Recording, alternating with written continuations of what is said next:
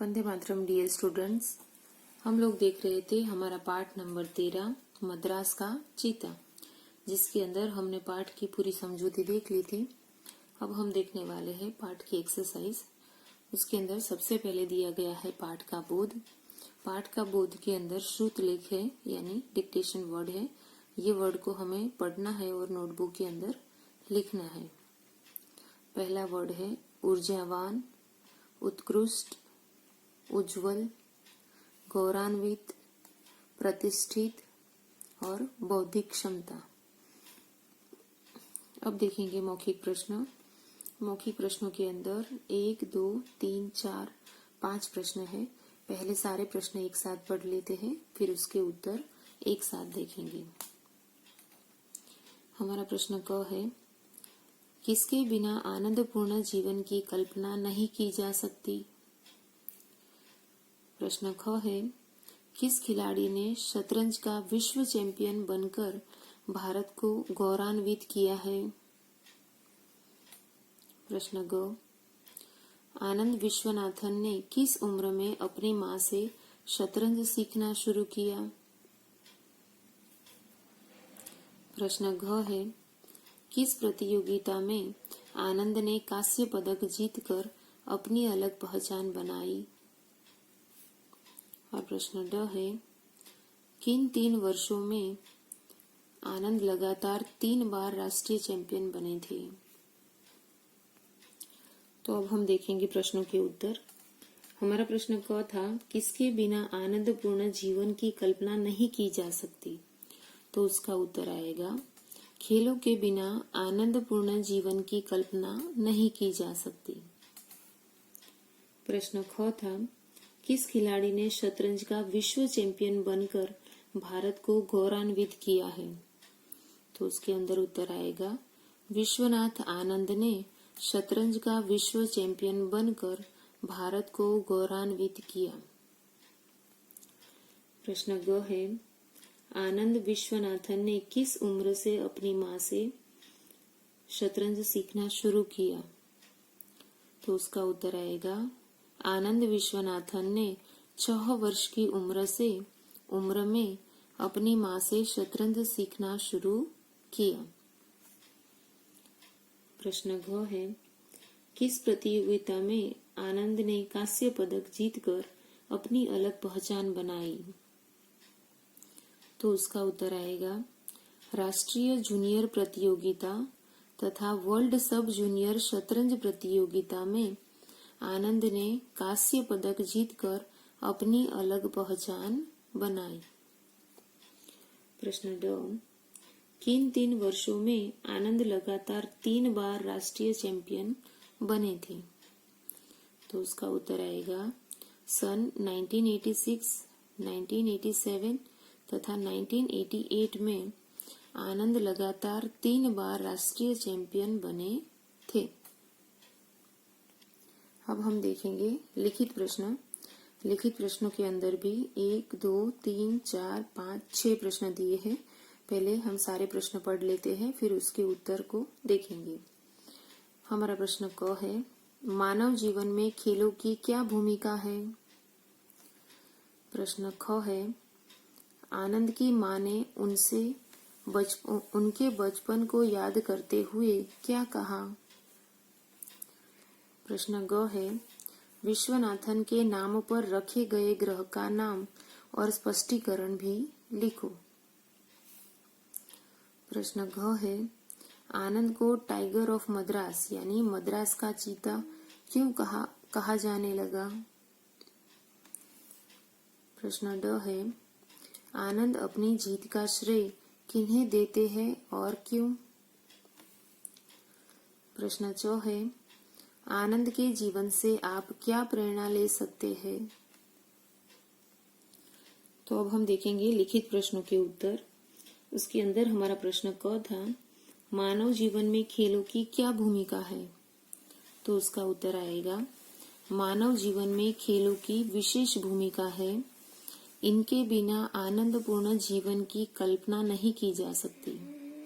खेल न केवल तन को स्वस्थ बनाते, अपितु मन को भी स्वस्थ और ऊर्जावान बनाकर मनुष्य के व्यक्तित्व के विकास में अहम भूमिका निभाते हैं।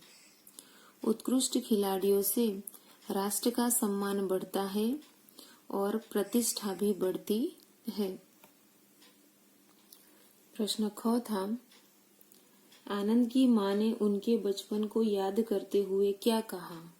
तो उसका उत्तर आएगा, आनंद की माँ ने उनके बचपन को याद करके कहा, जब मैंने विशी को शतरंज खेलना सिखाया तब मैंने कभी नहीं सोचा था कि एक दिन वह शतरंज का विश्व चैंपियन बनेगा। शतरंज में गहरी दिलचस्पी के कारण मुझे विशी के साथ शतरंज खेलने में हमेशा बहुत आनंद आता था। हमारा प्रश्न ग था, विश्वनाथन के नाम पर रखे गए ग्रह का नाम और स्पष्टीकरण भी लिखो। तो उसका उत्तर आएगा, विश्वनाथन के नाम पर रखे गए ग्रह का नाम विषयानंद है। विश्व में भारत की बौद्धिक क्षमता का लोहा मनवाने वाले आनंद के नाम पर ग्रह का नामकरण किया गया है। जापान के केंजो सुजुकी ने 10 अक्टूबर 1988 को मंगल और बृहस्पति के बीच एक ग्रह की खोज की थी। इसका प्रारंभ में कोई नाम नहीं था। बाद में अंतर्राष्ट्रीय खगोलीय संघ के सदस्य और वैज्ञानिक रुंदेको ने इस ग्रह का नामकरण विषयानंद किया। हमारा प्रश्न घ था, आनंद को टाइगर ऑफ मद्रास क्यों कहा जाने लगा? तो उसका उत्तर आएगा, शतरंज की दुनिया में भारत का गौरव बढ़ाने के कारण आनंद को टाइगर ऑफ मद्रास कहा जाने लगा। अब देखेंगे प्रश्न ड। हमारा प्रश्न ड था, आनंद अपनी जीत का श्रेय किन्हें देते हैं और क्यों? तो उसका उत्तर आएगा, आनंद अपनी जीत का श्रेय माँ को देते हैं। बचपन में आनंद ने शतरंज खेलना अपनी माँ से ही सीखा था। प्रश्न चौथा, आनंद के जीवन से आप क्या प्रेरणा ले सकते हैं? तो उसका उत्तर आएगा, आनंद के जीवन से हम खेल को कुशलता तथा रुचि से खेलने की प्रेरणा ले सकते हैं। अब हम देखेंगे प्रश्न 3, उचित विकल्प पर सही का निशान लगाओ। प्रश्न क है, खेल मन को स्वस्थ और खाली जगह बनाते हैं। तो खेल मन को स्वस्थ और ऊर्जावान बनाते हैं। ओके, तो यहाँ पे होगा टिक का साइन।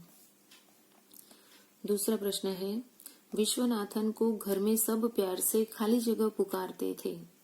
तो क्या पुकारते थे? विशी। ओके, तो विशी के सामने करेंगे टिक का साइन।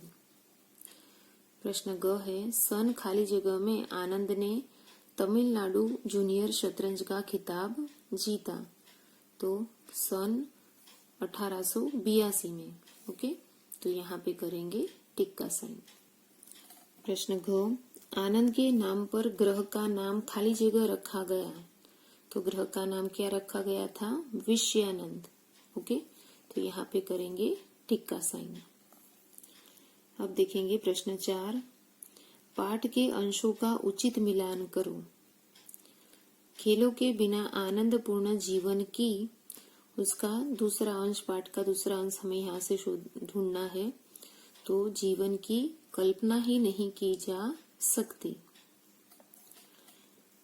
दूसरा है ख, मैंने कभी नहीं सोचा था कि एक दिन वह शतरंज का विश्व चैंपियन बनेगा। वाक्य ग है, विश्वनाथन आनंद का जन्म तमिलनाडु के मयिलादुथुरै में हुआ था। इसको इसी के सामने आएगा मैच। फिर घ है, आनंद ने विश्व चैंपियन बनकर दुनिया का परिचय भारत की बौद्धिक ताकत से करवाया। अब हम देखेंगे भाषा की बात।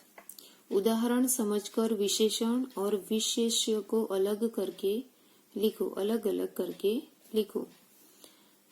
अहम भूमिका, तो इसके अंदर विशेषण है अहम और विशेष्य है भूमिका। ओके।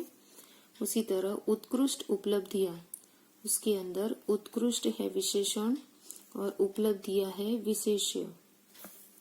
कांस्य पदक, उसके अंदर कांस्य शब्द है विशेषण और जिसके लिए यूज होता है उसको कहा जाता है विशेष्य। तो कांस्य वर्ड किसके लिए यूज हुआ है? पदक के लिए। ओके, तो पदक आएगा विशेष्य।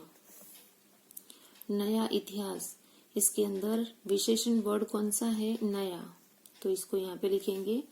और नया वर्ड किसके लिए यूज हुआ है? इतिहास के लिए, तो इतिहास बनेगा विशेष्य। प्रथम विजेता, इसके अंदर प्रथम शब्द है विशेषण और विजेता शब्द है विशेष्य। प्रतिष्ठित पुरस्कार, इसके अंदर प्रतिष्ठित शब्द है विशेषण और पुरस्कार शब्द है विशेष्य। अब देखेंगे प्रश्न नंबर 2, विलोम शब्द का मिलान करो। कल्पना, तो उसका विलोम शब्द बनेगा वास्तविकता। स्वस्थ, उसका विलोम शब्द बनेगा अस्वस्थ। प्राचीन, उसका बनेगा नवीन या फिर अर्वाचीन। छोटे तो बड़े। प्रथम तो अंतिम। हार तो जीत। अब देखेंगे प्रश्न 3, शब्दों के बीच योजक चिन्ह, यानी ये योजक चिन्ह है, लगाने से शब्द युग्म बनते हैं। जैसे माता पिता, इसके अंदर योजक चिन्ह लगा तो ये क्या बन गया? शब्द युग्म बन गया। माता और पिता। धर्म अधर्म, धर्म और अधर्म। लाभ हानि, रात दिन आदि। निम्नलिखित शब्द युग्मों के अर्थ लिखो। यहाँ पे तन मन लिखा है तो उसका बनेगा तन और मन। सुबह शाम, तो उसका बनेगा सुबह और शाम। बहन भाई, उसका बनेगा बहन और भाई। हार जीत, उसका बनेगा हार और जीत। यानी सभी के अंदर योजक चिन्ह लगा हुआ है तो हमें योजक चिन्ह को निकाल के शब्द युग्म बनाने हैं। ओके, योजक चिन्ह लगने से वो शब्द युग्म बन गए हैं। हमें क्या करना है? वो शब्द युग्मों का अर्थ लिखना है। तो तन मन, उसका अर्थ होगा तन और मन। ओके, ऐसे हमने सबके अर्थ लिखे हैं। अब देखेंगे प्रश्न 4, विशेषण शब्दों से भाववाचक संज्ञा शब्द बनाकर लिखो। जैसे कि ऊंचा, वो विशेषण शब्द है तो उससे भाववाचक शब्द बनेगा ऊंचाई। स्वस्थ विशेषण शब्द है, उससे भाववाचक शब्द बनेगा स्वास्थ्य। कुशल, उससे बनेगा कुशलता। श्रेष्ठ, उससे बनेगा श्रेष्ठता। उत्कृष्ट, उससे बनेगा उत्कृष्टता। और दिलचस्पी, उससे बनेगा दिलचस्प से बनेगा दिलचस्पी। ओके, अब देखेंगे लास्ट वाला क्वेश्चन, क्वेश्चन नंबर 5। आनंद की खेल उपलब्धियों के बारे में मातृभाषा में एक अनुच्छेद लिखो। यानी पाठ के अंदर आनंद की खेल की उपलब्धियों के बारे में जो भी पैराग्राफ दिया गया है, अनुच्छेद का मतलब होता है पैराग्राफ, तो जो पैराग्राफ दिया गया है वो पैराग्राफ को आपको अपनी मातृभाषा में, यानी आपको अपनी मदर टंग में यहाँ दिए गए स्पेस में लिखना है और ये कार्य आपको खुद से करना है। ओके, तो यहाँ पे हमारा पूरा चैप्टर खत्म होता है। नेक्स्ट वीडियो में हम लोग न्यू चैप्टर शुरू करेंगे। Okay, bye students.